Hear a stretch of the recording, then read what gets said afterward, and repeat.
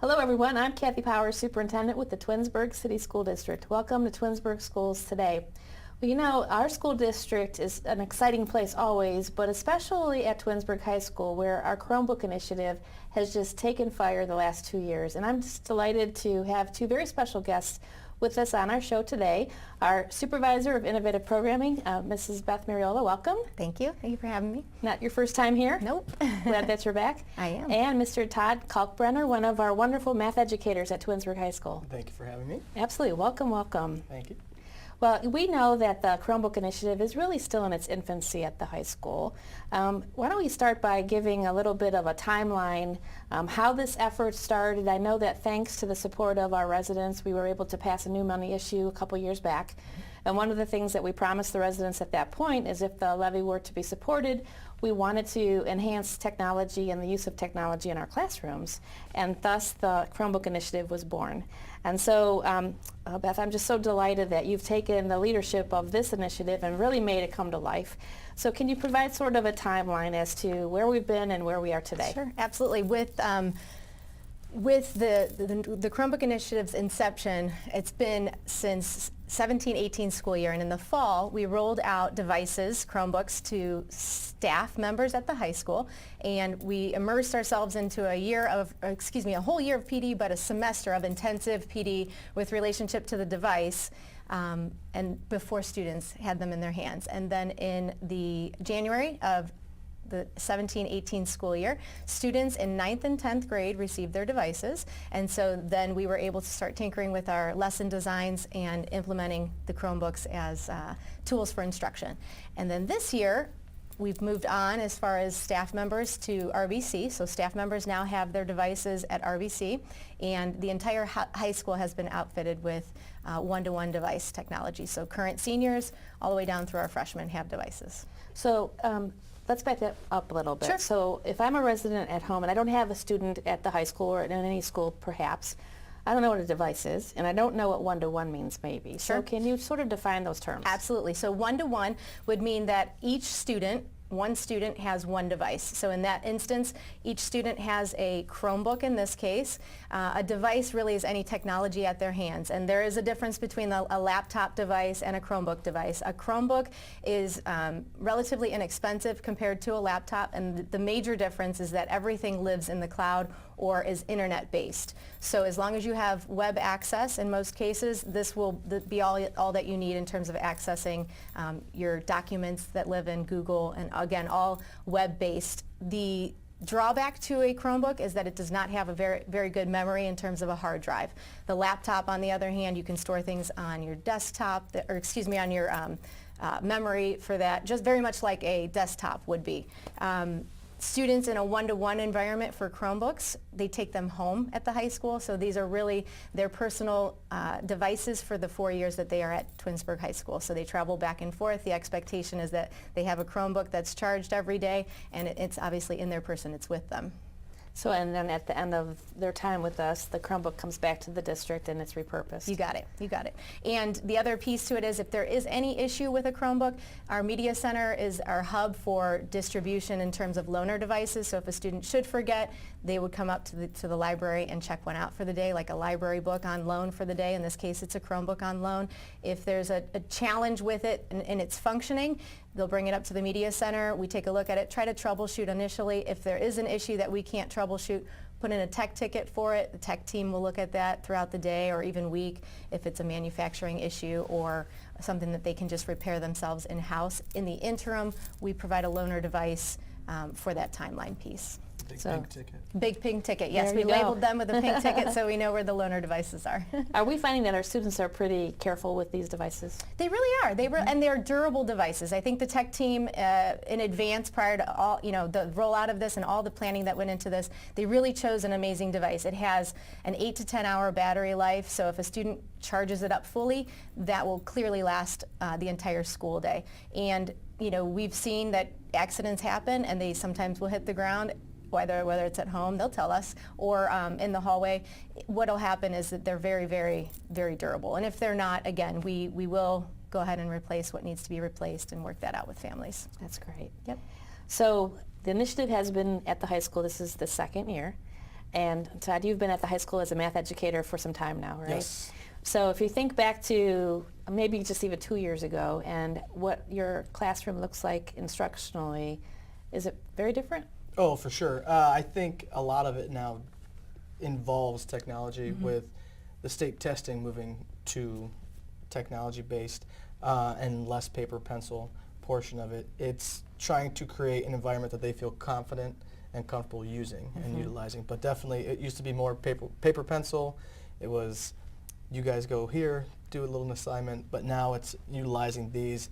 You go here on the Chromebook, where we still do a little both the Chromebook and the paper and pencil. So it's a nice little blend between the two. Sure. So it sounds like your classroom is has a dynamic so different than it was 2 years. Oh, without a doubt. And with the Chromebook initiative, the student engagement level has really picked up where they're asking to use the technology more so. We don't want to do this, we want to do this. And that's, okay, give me 5 minutes and we'll put something together real quick, because we try to make it as friendly as possible for them and their learning environment. So my co-teacher, Miss Gorman, Ann Gorman, who unfortunately cannot be here today, she's very adept with all that too. So with the help of Miss Marinola too, we've been able to implement stuff pretty much on the fly too. If they want it, we get it to them. That's great. It's good to have a partner. Yes, it definitely is. Definitely is. So Beth mentioned that at the beginning of this rollout, we spent some time with professional development for our staff. How valuable did you find that to be, and why? What was the word that we were using? Continuous learners. Oh, lifelong learning. Lifelong learning. That's what it is. You have to be accepted with that too. So learning how to use. We had that first semester with just us and our babies, as I like to call them. Sure. To learn Google Classroom and use how the documents and the sheets and stuff like that, and just how to implement those into the classroom. So it was really nice to have that, first half to have it just ourselves. And then as far as implementing it now, it's just been everyday use. I mean, it's been nice. So as far as other things that I've used, we went to the OCTM conference, which had a co-teaching aspect to it, which is really helpful. And then integrating other technologies like Delta Math, which is very good for standard-based grading, as well as where we have Pear Deck too, that we found that the students love the most, I think. Now, Pear Deck, is that related to evaluation or assessment of classroom instruction? Is that what happens? It's both. Okay. I mean, it's nice because you can see who's working and who's not. Okay. So if you see that someone in the back's not working, you just walk back there and say, hey, I noticed that you're not working, because you can see every slide. I see. And then when you can post their work, you say, oh, look at this person, what they did over here. And does anyone see a mistake that they may have made, or why this is the way it is? So it's very interactive with that, and they like to see all their stuff posted. So it's nice. Proud of their work. They are. They really and are. The neat part about Pear Deck is the teacher interface that Todd's speaking about. From the teacher dashboard, you can see where everybody is, whether on track, and you get that instant feedback from the students. And that's what I think makes it most engaging, and why they're kind of begging for it in the different classrooms. Is it's no longer just notes being flashed up there. It really, teachers provide questions as formative feedback in the moment, in real time, and then they can hunker down. The questions vary, so they can answer a short or extended text response. Multiple choice. You can do multiple choice and drag and drop. So it's manipulating things within the notes even that very much mirror their tasks that they'll have to do in general in life, but also on their OSTs in terms of assessment. And that's more student-centered, because they're the one who are actually doing the work. It's not the teacher who's providing the notes. They're actually making and building the notes themselves. So it's really an awesome tool to see where they are, because sometimes they bring up a topic that I go, I didn't even see it that way. So it's me learning from them too, to how to become a better teacher too. So it's an awesome, and kids are asking for it. It's 9th grade, 14 and 15-year-old kids are asking to use this technology in the classroom. So it's kind of neat. Engaging and fun for us too, motivating us to do it too. So That's wonderful. Now I know before we continue with our interview, our friends here at Community Focus were able to go over to the high school and interview two of our wonderful students, Carmen and Olivia, and the questions asked were about what they think about technology and the use of the Chromebooks. So why don't we take a listen? Great. Chromebooks have been extremely helpful for me as a senior, someone who has just received my Chromebook this year. And one of the main applications that we use on our Chromebooks is Google Classroom. Now, Google Classroom is not only helpful for our THS teachers, but our students as well. Many of my teachers, they use the Google Classroom application to to allow us to submit assignments and to work on them right then and there. But they've also used it as a way to remind us of upcoming assignments. So it's been helpful for me to have Google Classroom as a place not only where I can directly work on my assignments, but be reminded of those future assignments. In addition, Google Classroom has also prepared me for college because a very common application used on college campuses is the application Blackboard. And so because of how familiar I am with Google Classroom, I feel very confident that when I get to college, I will be well prepared to ease my way through the Blackboard application. Since you received your Chromebook as a senior, how was the transition into using a Chromebook for your final year? Well, using my Chromebook for my senior year has been a pretty seamless transition due to the fact that a lot of the applications on our Chromebooks I've already used in my previous years, such as Google Slides, Google Docs. Because of that shareability feature, a lot of our teachers have used it in our classrooms already. So. Another way using my Chromebook has been extremely beneficial to me is just the fact that in an instance where I was talking with my guidance counselor, Mr. Rutowski, I was able to just pull up my Chromebook and go on Naviance and just go through the college application process alongside him and just see that process and work through that myself. And I've also just been able to go through just information for scholarships and just be able to bookmark those things. And so it's been very helpful to be able just to have those things right at my fingertips and not just seeing that process done for me, but being able to go through that myself. So. Chromebooks have definitely been interactive in the classroom. We're able to get notifications through our cell phone and email about when things are due, project due dates, and assignments for homework. Definitely interactive applications like Peridect and NoReading have helped us to, make classroom learning a little more exciting and understandable. We used pictures in Peridect to help relate the notes to something that we can remember for tests and stuff, as well as NoReading when we sign up a questionnaire about our interests and stuff to include that in the grammar learning tactics. One of the cool things about NoReading and Peridect is that teachers are able to gain instant feedback through the students' assignments that they give out, and they're able to personalize groups of students together based on their learning tactics. Before, we used to take paper pencil tests, pre-tests, and teachers would eventually get around to grading them and base their lessons off that. But with the applications, we're able to get instant feedback and able to personalize it then. Well, I am just so very impressed with both Carmen and Olivia. They actually presented at our Board of Education meeting last month, and they represent our student body so well, and they really have embraced the idea about technology and how it's making them better students, but also in preparing themselves for success once they graduate from our high school. It's really amazing. So, when we talk about students like Olivia and Carmen, or we talk about other students, we know that the learning doesn't happen at the same pace, at the same time, and in the same way for our students. So Ted, in your perspective as a math educator, how do you see, what do you see as the benefit of Chromebooks and this initiative, even with technology in general, for differentiating instruction? It's a great tool because you can kind of say, hey, this assignment is for these 4 people. This assignment can be for these 5 people. Mm-hmm. And the students don't realize that they're working on different assignments because where they're at. So it's nice to do that.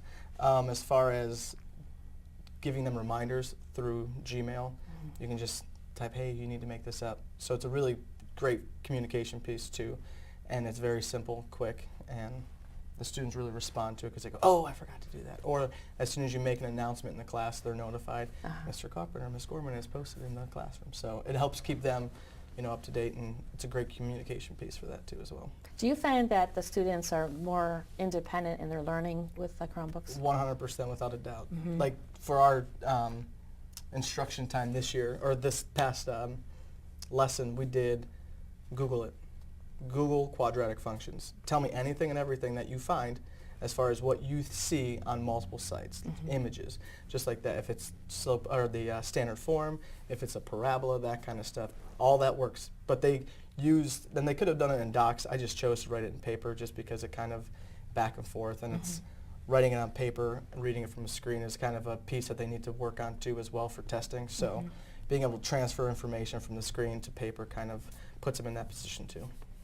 That's how it's just amazing, even the language that we're teaching our students and how to manipulate their learning so that it's a positive experience And for that's themselves. funny that you use the word manipulation, because Yeah. that's the word we use in Algebra 1 all the Is that time, right? is manipulating the equation. Make it work for you. So that's a very crucial word for our classroom too in Algebra 1 is There you go. manipulation. I didn't even know that. That ownership piece, I think, that he speaks of is huge. Yeah. Student ownership. So they own their learning and they're able to be their own guides. And I think that's one of the biggest differences that I've noticed in the time just a couple of years ago from teaching to having this as a device where they have the world at their fingertips in terms of knowledge and being able to go seek it out themselves versus the teacher kind of owning the knowledge. Now students are empowered to have the knowledge at their That's a fingertips, huge which piece is to it. really, really, and they're resourceful, and that's empowering for them and for us. So that's a skill that, they Right. need to learn, Right. not even just in the classroom, but outside of it too. It's been amazing just to see the transformation at Twinsburg High School, and I know the same will happen next year at RBC with the implementation of the Chromebook. Now, not exactly in the same manner as what is happening at the high school. Do you want to share some of the details? Sure. What we have rolling out through the district is a developmentally appropriate kind of wave. And so at RBC, we will have the cart model. So we talked about what one-to-one looks like for the high schoolers. At RBC, each classroom teacher will have a cart of 30 to 32 devices, Chromebooks within the cart, and students will have their own personal device in each classroom that is fit back into the cart for the evening. So while they don't travel home, the research behind it, the middle schoolers, it's safer to keep the device in the classroom, but each child will have access to their device within every classroom that they visit at RBC. I'm just so amazed and I'm excited a year or two out when the students at the middle school hit the high school doors. And they would have had 2 years of experience then, and boy, you can really take it off Should from make that it, point. make it our job easier. at the Seamless, high yeah. school. Yeah, I would think so. Seamless transition from 8th to 9th grade. And to for be honest sure. with you, the transition's been really smooth too with the students. They're tech savvy, so they're kind of Yeah. Well, they call them centennials now. They're the generation that has never known the world without the internet. without it. That's So very imagine true. that. I mean, geez, Truly that's native. Yep. something.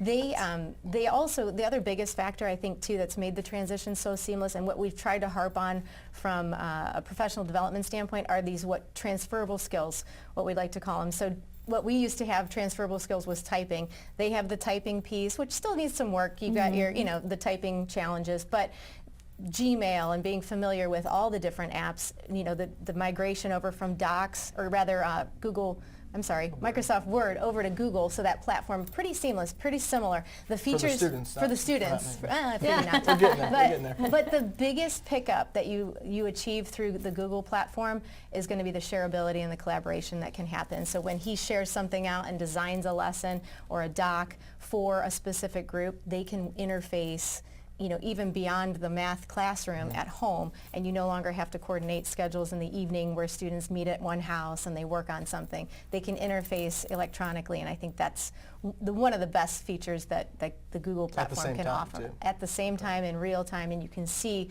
with revision history, there's a button within that you can click on, and really it's time-stamped, everybody's commitment to the work. So That's good. It is. Now, I know that back a couple weeks ago, the tech department asked our parents and our students to provide feedback because in our district we like to use data to make decisions. And we were pretty excited about some of the positive things that parents and students said, but also some of the things that took us pause to think, okay, we have to step back and maybe redesign a couple of things. Do you want to share some of those details? Sure. I couldn't agree more that the negative feedback or challenges, I like to call them, because we need to grow most from focusing on what perhaps is not working as best as it can.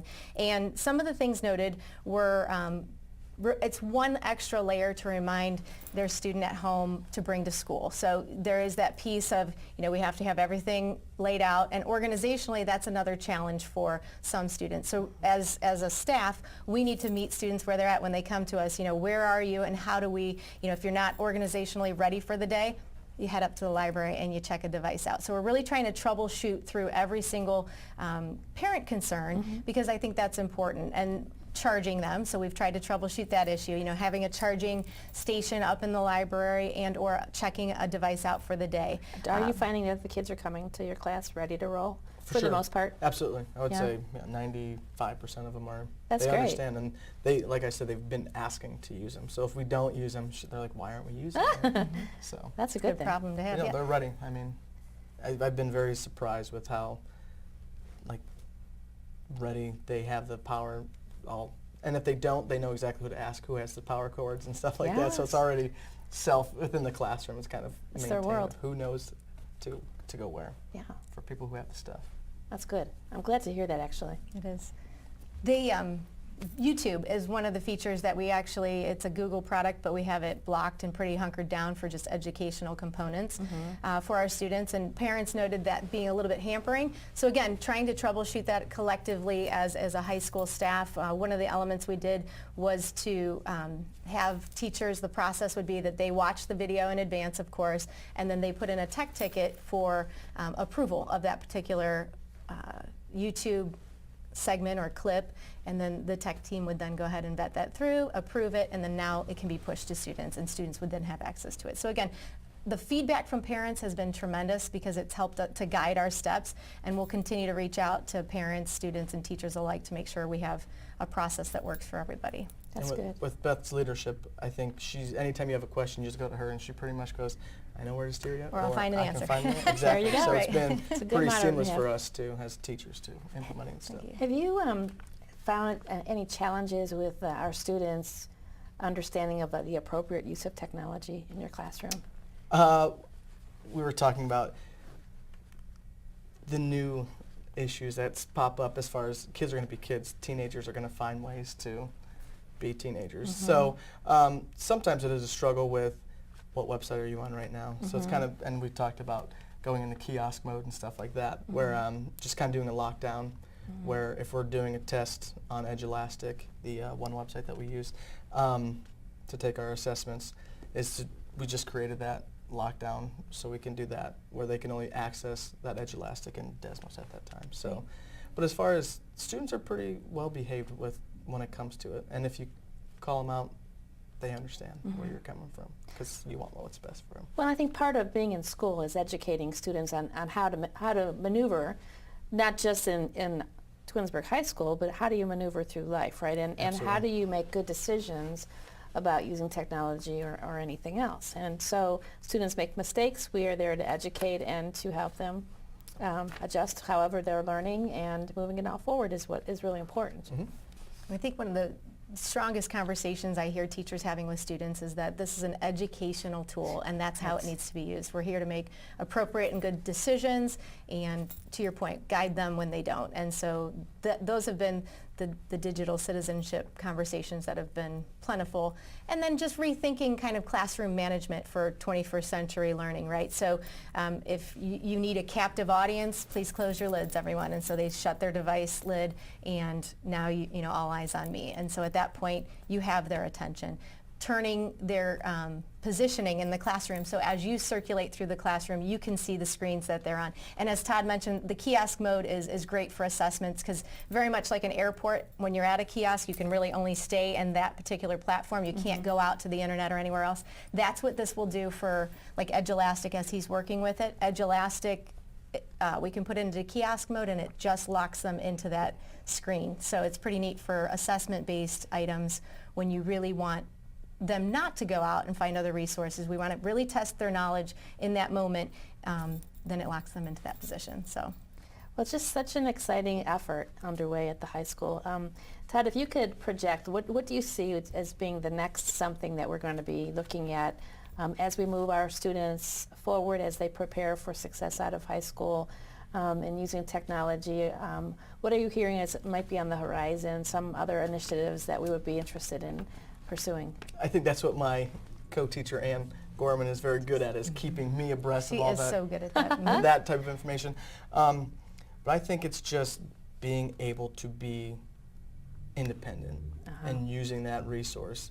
Because when I ask you how many games did the Indians win in 1948, they can find that answer if it's a bonus question. Sure. But if I ask them what's the coefficient of the linear term, I don't know what that means. And I say, well, then Google it. So I think it's just learning that type of independence and how much control you actually have at your fingertips. And then them growing to that and then teaching us how to use it when they're out 10 years from out That's of right. school. So it'll be a nice transition. I just think it's just that independence mode and understanding we did it without Google. Now they can do it with Google. So just imagine where we can go. That's amazing. Just imagine. Any final thoughts, Beth? That independence piece, I think, is huge, and that's kind of the wave of the future. He speaks about learning from your students, recognizing that, and Todd's a champion for this in his room, recognizing that the students, they're a wealth of knowledge too, and so having students personalize their own learning paths is going to be really impactful moving forward, because we can get the data. He's the content area expert for sure, and then he can use that real-time data to start to shape and mold some lessons that really are individualized for each student. So that's truly much, much different than it looked 10 years ago plus when we when we got started in this. So that's the exciting part of the technology. And the piece that I think we always reiterate at the high school and RBC right now as we're doing professional development is this is a tool, and to recognize the value behind the conversations about the content area, and that one of the major elements that we're really concerned with is the face-to-face collaboration and interaction for our students. And so even in their own groups as they're working, they're using this as a tool, but they still talk about the math or whatever the content is behind it, and they're still really interfacing. We don't want to lose that component. And same thing from a teacher to a student perspective. They still have the relationship piece, and just using this to help, be efficient, be engaged, right? Find information and own the learning. So that's been the neat part about really implementing this. It's a game changer for education and for instruction. So. Absolutely. And we're just so proud that it's in Twinsburg City Schools, and so thankful. I am so delighted that you both were here today. Thank you so very much for sharing just a great effort. It's evolutionary, it keeps moving, and next year as we bring on board RBC in a bigger way, and then beyond that will be the Dodge and the other buildings. So exciting to see our kids learning in a new and innovative fashion. So thank you for your commitment. Thank you. Thank you. You're welcome. Well, thanks for being with us today for Twinsburg Schools Today. We hope you enjoyed taking a look at our Chromebook initiative, and we hope that we see you very soon at one of our many activities in the Twinsburg City School District. Have a great day.